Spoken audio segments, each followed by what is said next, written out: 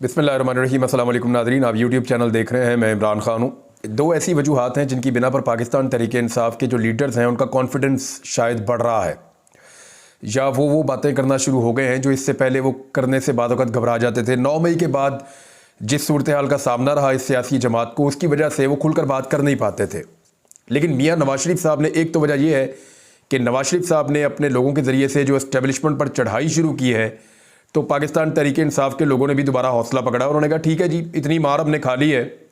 और दूसरी वजह यह है कि 8 फरवरी को जो इनको कामयाबी मिली एक बहुत बड़ी, और असम्बली के अंदर ये गए, इनके लिए दरवाजे खुले ऐवानों के, और ये मूव करना शुरू हुए सोसाइटी में ऐवानों के अंदर, तो उससे भी इनका काफ़ी एतमाद बहाल हुआ है। वो लोग जो पहले खुलकर नहीं बोलते थे वो भी अब खुलकर बोलना शुरू हो गए हैं और अपना हक अब पहले से ज़्यादा ज़ोरदार तरीके से मांग रहे हैं।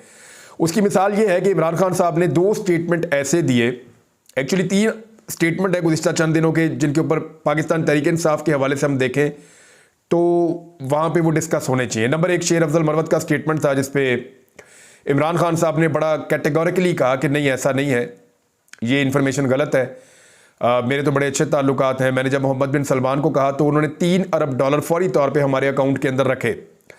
फिर उन्होंने कहा मेरी हुकूमत गिरने से 1 हफ्ता पहले जो सऊदी अरब था उसकी मदद के साथ ही OIC की कॉन्फ्रेंस पाकिस्तान में मुमकिन हुई थी। फिर दीगर चीज़ें भी उन्होंने बताई। उन्होंने कहा जी मेरे बड़े अच्छे ताल्लुकात हैं सऊदी अरब के साथ, और मेरे रिजीम चेंज के अंदर सऊदी अरब शामिल नहीं था। एक तो ये स्टेटमेंट है, ये क्लैरिटी पाकिस्तान तहरीक इंसाफ की तरफ से आ गई। लेकिन शेर अफजल मरवत जो है वो अपनी बात कर रहे हैं, और उनकी बात एक एंगल से दुरुस्त है। उन्होंने कहा जी आज इंडिया को सऊदी अरब पाकिस्तान से ज़्यादा इज्जत देता है, और आपकी वो वक़्त नहीं है जो इंडिया की है, तो आप जैसे सोच लें वो सोच लें, लेकिन जो मैं कहता हूं मुझे कहने का हक है। उन्होंने अपनी बात की। अब आए इस बात पे कि बाकी 2 स्टेटमेंट जो इमरान खान साहब ने दिए थे, वो ऐसा लगता था सारे मीडिया को कि वो PTI के लीडर्स के गले में फंस जाएंगे जाके, क्योंकि इमरान खान साहब जो है वो बहुत ज़्यादा सख्ती बर्दाश्त करने के बावजूद भी, यानी ऐसी सख्ती नवाज शरीफ कभी सोच भी नहीं सकते, जरदारी साहब कभी सोच भी नहीं सकते। ज़िया शाहिद साहब ने बताया कि जरदारी साहब जब जेल में थे, मैं उनको मिलने गया तो पता चला साथ एक कोठी है वहाँ पे है, और वहाँ पे उनकी खिदमत की जा रही थी, और वो इस नौयत की खिदमत थी कि यहाँ वीलॉग पे बताई भी नहीं जा सकती, बकौल ज़िया शाहिद साहब के।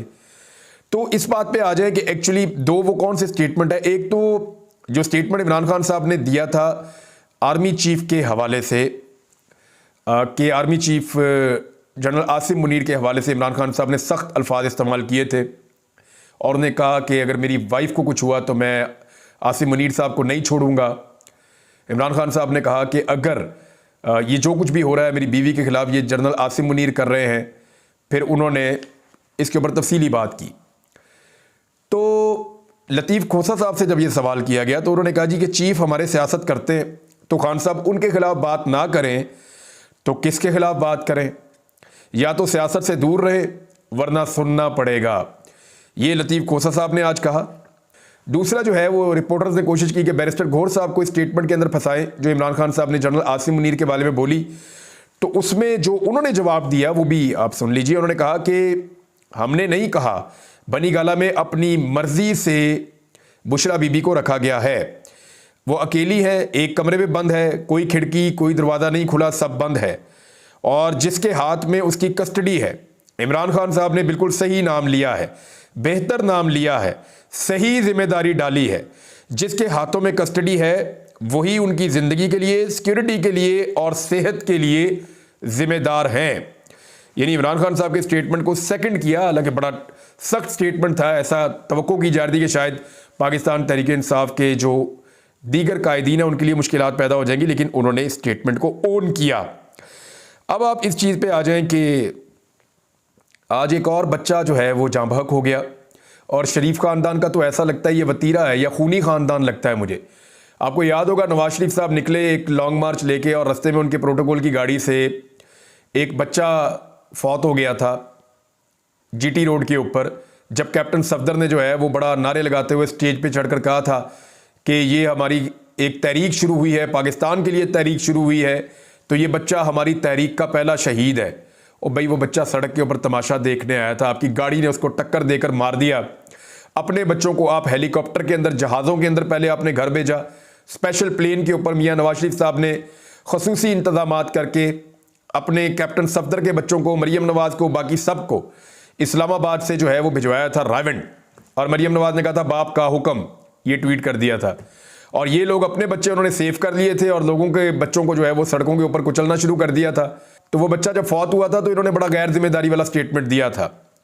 आज मरियम नवाज साहिबा जो हैं वो तशरीफ़ ले गई करतारपुर कॉरिडोर जो यहाँ बना है, इमरान खान साहब के दौर में बना है।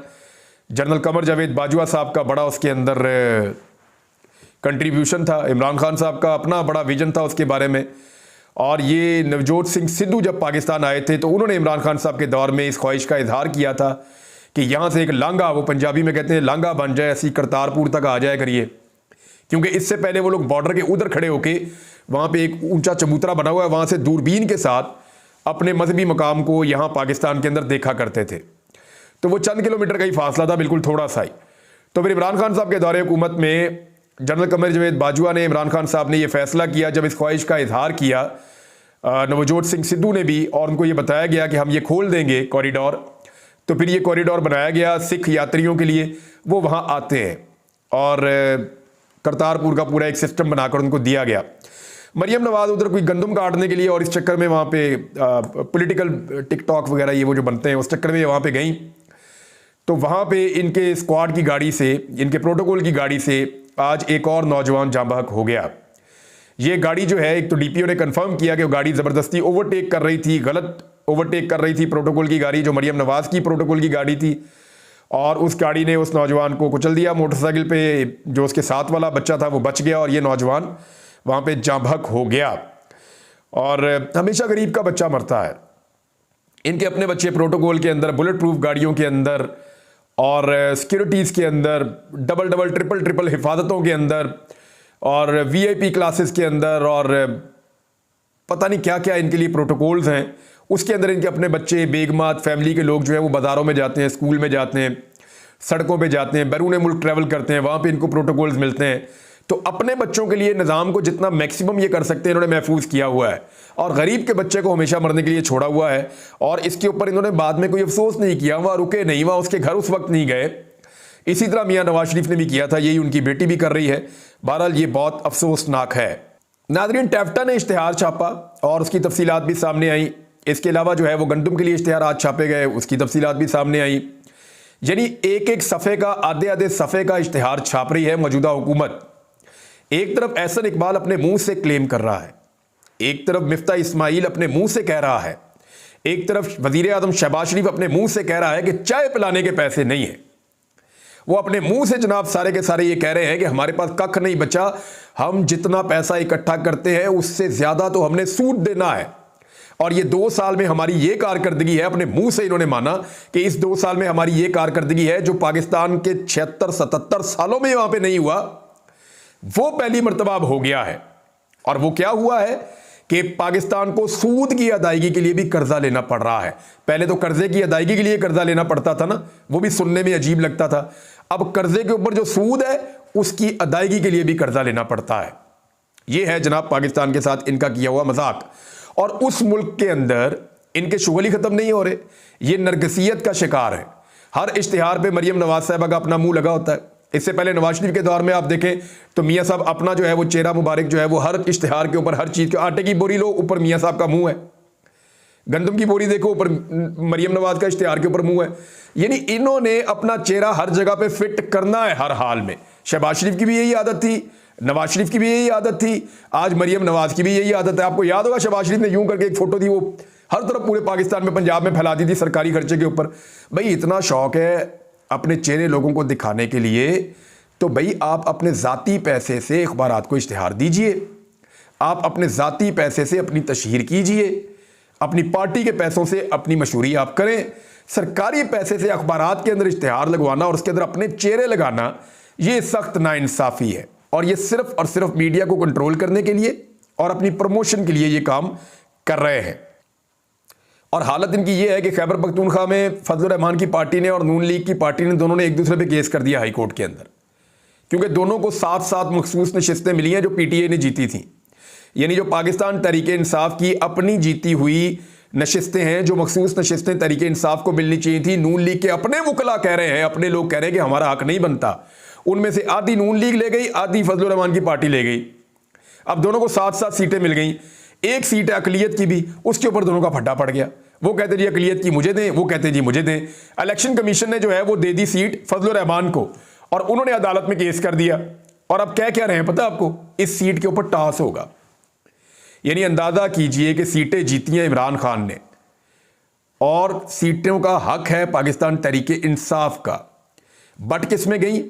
PMLN में और फजलुर रहमान में और दूसरी जमातों में। और जो बाकी रह गई उनके ऊपर टास्क कर रहे हैं। लूट का माल है ना, यानी लूट के माल के ऊपर चोर आपस में लड़ पड़े हैं या लुटेरे आपस में लड़ पड़े। जिन्होंने लूट मार की है वो लूट का माल उनके पास आया, वो लूट के माल के ऊपर आपस में। मेरी ये राय है, मैं आपको साफ बताता हूं, मुझे बड़ा क्लियर लगता है कि भाई जिसको वोट पड़ा है उसको मखसूस नशिस्तें दी जाएं। हाउ इज इट पॉसिबल कि जिन पार्टियों को लोगों ने रिजेक्ट किया वो मखसूस नशिस्तें उनको मिल जाएं? ये तो सारे नंबर ही उल्टे सीधे हो जाएंगे। तो ये तो फार्मूला कोई मानने को तैयार नहीं है। किसी आम आदमी को भी पता चलता है ये मामला सुप्रीम कोर्ट में जाएगा और कादी फायद ईसा साहब, हो सकता है कादी फायद ईसा साहब सही फैसला कर दें। लेकिन अगर वो सही फैसला करेंगे तो फिर उनकी एक्सटेंशन वाला मामला जो है वो 224 का नंबर पूरा नहीं होगा। एक और खबर नादरीन ये है कि फौज ने जनरल रिटायर फैज़ हमीद के खिलाफ इल्ज़ामात पर इंक्वायरी कमेटी बना दी है और निजी हाउसिंग सोसाइटी पर दबाव डालने के इल्ज़ामात की तहकीकात के लिए कमेटी तश्कील दी गई है। और ये खुद एहतसाबी का एक सिस्टम है। साबिक DG ISI lieutenant general retired Faiz Hameed के खिलाफ टॉप सिटी स्कैंडल की तहकीकात के लिए आला सतह की कमेटी तश्कील दी गई है। बड़ी अच्छी बात है, तहकीकात होनी चाहिए, ताकतवरों के ऊपर भी कानून का इतलाक होना चाहिए और लगातार होना चाहिए। एक रिपोर्ट आई है जी वजारत दाखिला की और वो ये कह रही है कि अडियाला जेल पर दहशतगर्दों के हमले का खतरा है।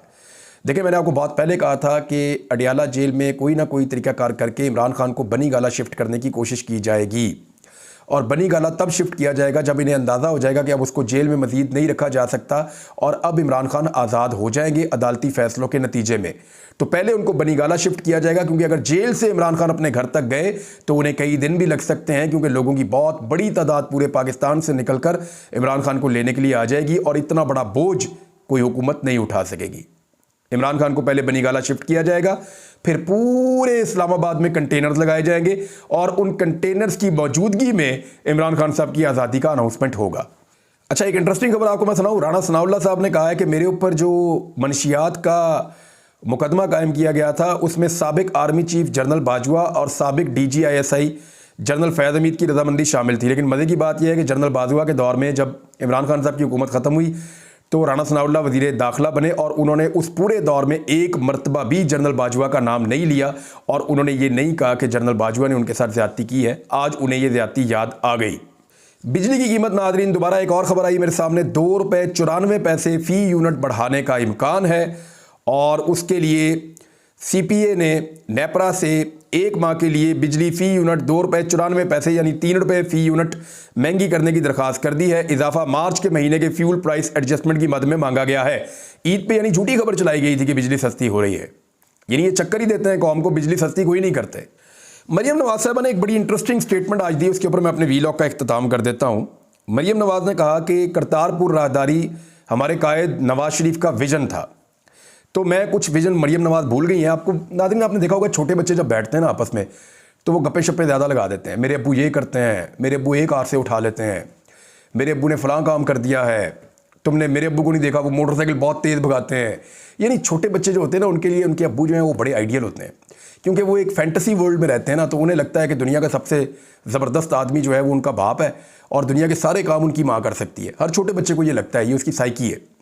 तो मरियम नवाज साहबा इस साइकी से आज तक बाहर ही नहीं आई।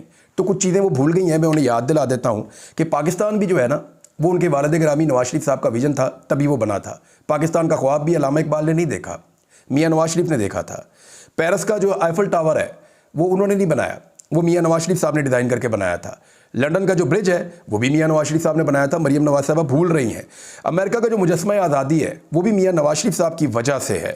शारा रेशम जो है उसकी बुनियाद मियाँ नवाज शरीफ साहब ने रखी थी। दीवार चीन जो बनी थी आपको याद होगा, ये भी मियाँ नवाज शरीफ साहब ने बनाई थी। बुर्ज खलीफा जो है यहाँ UAE में वो भी मियाँ नवाज शरीफ साहब ने बना कर दिया था। हर चीज़ मियाँ साहब के खाते डाल दें, छोटे बच्चों वाली आदत है।